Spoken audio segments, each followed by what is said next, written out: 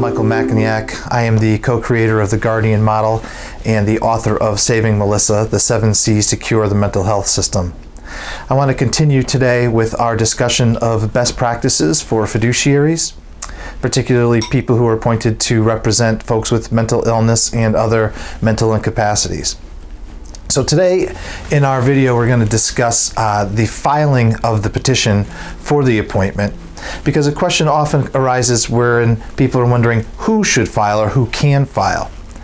Statutes are pretty clear on it, clear as they can be as far as an unclear principle is concerned. That is, that any interested person should be able to file a petition for the application of an appointment for an involuntary fiduciary. This means that people who are family, friends, loved ones should be able to file the petition on behalf of a person in need.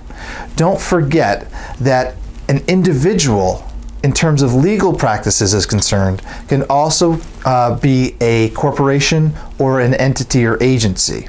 So in some states and in some jurisdictions you will see an entity actually applying to be made a fiduciary. We tend not to do that. We tend to shy away from it where most appropriate, but sometimes it's sort of necessary.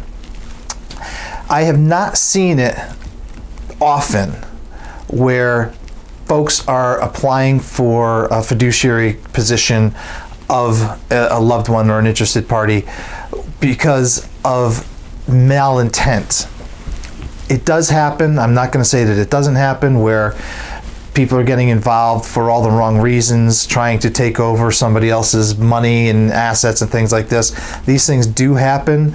I haven't seen it that often. I have seen it, but understand that filing a petition to assume liability or assume a position of trust over somebody for wrong reasons is a crime, and it is actionable. A couple of examples that I've seen of this particularly resulted in the juvenile justice department, where one neighbor was mad at another neighbor and would call, say, the Department of Children and Families to try to get a petition filed using the children as a weapon against their neighbor.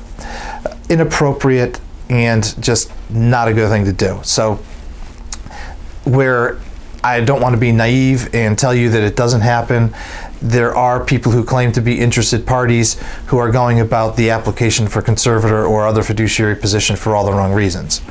But when considering the application and considering whether or not you have the ability to go ahead and file, if you are an interested party, and that does not necessarily mean that you have to be a party who will be appointed in the fiduciary position later, but if you are an interested party, you do have the ability to make the application.